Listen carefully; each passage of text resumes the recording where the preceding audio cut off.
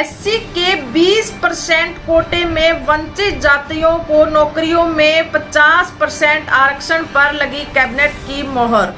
विधानसभा चुनाव के बीच हरियाणा की भाजपा सरकार ने एससी वर्ग के लिए लागू आरक्षण में वर्गीकरण का फैसला लिया है। आरक्षित वर्ग में वर्गीकरण के सुप्रीम कोर्ट के सुझाव के बाद हरियाणा पहला राज्य है जहां इस बात पर सहमति बनी है। शनिवार को सीएम नायब सिंह सैनी की अध्यक्षता में हुई कैबिनेट बैठक में हरियाणा अनुसूचित जाति आयोग की रिपोर्ट को स्वीकार किया गया। इसके अनुसार 20% आरक्षण में एससी की वंचित जातियों को नौकरियों में 50% आरक्षण दिया जाएगा।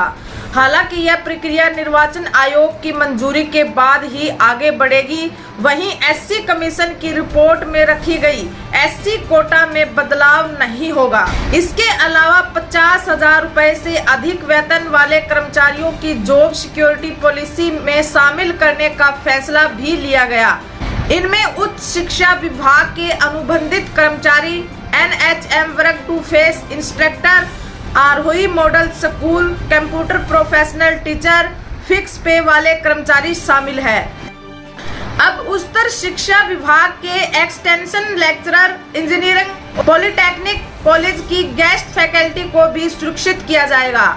यह प्रस्ताव भी चुनाव आयोग को भेजेगी। जिस तरीके से रिजर्वेशन वर्गीकरण को लेकर हरियाणा सरकार की तरफ से जो कदम उठाया गया है, कैबिनेट के अंदर इसकी मोहर लग चुकी है। और आपको बता दें कि 50% रिजर्वेशन ए बी कैटेगरी के हिसाब से डिवाइड कर कैबिनेट के अंदर मोहर लग चुकी है। जो वंचित जातियां हैं उनको 50% नौकरियों में रिजर्वेशन देने की मोहर कैबिनेट के अंदर लग चुकी है। अब देखना ये है कि ये चुनाव आयोग की तरफ से स्वीकार की जाती है या नहीं की जाती है। अभी फिलहाल के अंदर आचार संहिता लग चुकी है। हरियाणा के अंदर विधानसभा के चुनाव होने हैं और इसी को लेकर आचार संहिता लग चुकी है। देखना यह है कि निर्वाचन आयोग की तरफ से क्या अपडेट वहां से निकल कर आती है। क्या ये कैबिनेट के अंदर जो मंजूरी हुई है इसको लेकर निर्वाचन आयोग इसको लागू करता है या नहीं करता है। आप सभी को बता दें कि देश के अंदर सुप्रीम कोर्ट के डिसीजन के बाद लगातार छोटे छोटे आंदोलन देश के अंदर हो रहे हैं। इसी बीच अगर हम बात करें तो आज प्रेजेंट के अंदर हरियाणा के अंदर भी पहले डीएससी समाज हो या फिर एससी समाज हो, एबी के दोनों के ही आंदोलन सक्रिय रूप से होते हुए नजर आ रहे हैं। 15 तारीख को स्वतंत्रता दिवस के उपलक्ष्य में जो करनाल के अंदर न्याय यात्रा भी जो वंचित समाज की जो जातियां हैं उनकी तरफ से निकाली गई थी। वहीं अगर हम बात करें हिसार के अंदर चम्मार महासम्मेलन भी किया गया था और रिजर्वेशन वर्गीकरण को लेकर काफी मुद्दों पर वहां पर चर्चा भी की गई थी। इसी बीच आप सभी को बता दें कि आज 18 अगस्त को भी 2 बड़े महा आंदोलन हरियाणा के अंदर किए जा रहे हैं। एक तरफ जो वंचित समाज की जो जातियां हैं उनके नाम पर वाल्मीकि समाज महासम्मेलन नरवाना के अंदर किया जा रहा है, तो वहीं पर चम्मार महासम्मेलन कुरुक्षेत्र के अंदर किया जा रहा है। ये वो दोनों वर्ग हैं जो एक रिजर्वेशन के पक्ष में और सुप्रीम कोर्ट के डिसीजन का स्वागत कर रहा है और हरियाणा सरकार पर लगातार इस निर्णय को लागू करने के लिए दबाव भी बना रहा है। इसी बीच आप सभी को बता दें कि जो दूसरा वर्ग है वो सुप्रीम कोर्ट के इस डिसीजन को असंवैधानिक बताते हुए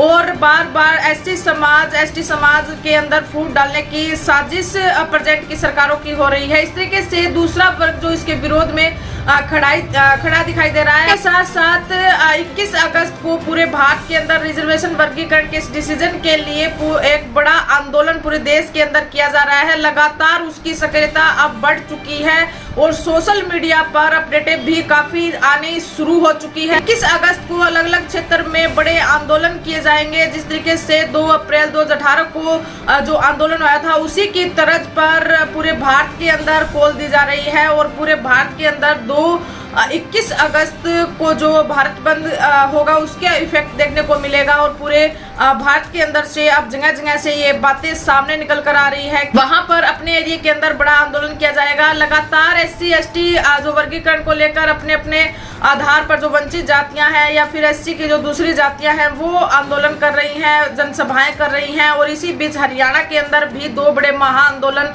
इस समय किए जा रहे हैं। एक तरफ वाल्मीकि महासम्मेलन है तो दूसरी तरफ चम्मार महासम्मेलन के नाम से हरियाणा के अंदर इस वक्त 2 बड़े सम्मेलन किए जा रहे हैं। देखते हैं कि प्रेजेंट के अंदर जो कैबिनेट के अंदर जो मोहर लगी है रिजर्वेशन वर्गीकरण को लेकर, क्या ये लागू होती है या फिर क्या ये SC/ST समाज के लोगों को और वोटर्स को बरगलाने का काम है, या फिर वास्तव में SC/ST का जो रिजर्वेशन है उसके अंदर वर्गीकरण होगा और AB 2 कैटेगरियां बना दी जाएंगी। इसमें आप सभी की क्या प्रतिक्रिया है? आने वाले विधानसभा के चुनाव को मद्देनजर रखते हुए और साथ में कैबिनेट के अंदर जिस तरीके से मोहर लगी है, इसमें निर्वाचन आयोग की अब क्या भूमिका रहती है और क्या उनकी प्रतिक्रिया आती है, आप सभी को हम अपडेट देते रहेंगे। और आप भी हमें जरूर बताएं रिजर्वेशन वर्गीकरण के लिए आप क्या सोचते हैं, क्या ये उचित है या फिर समाज को बांटने की एक साजिश चल रही है। इसी तरीके से बहुजन समाज से जुड़ी हुई और चुनावी अपडेट देखने के लिए आप हमसे जुड़े रहें। वीडियो को ज्यादा से ज्यादा शेयर कीजिए और चैनल को सब्सक्राइब कीजिए। धन्यवाद।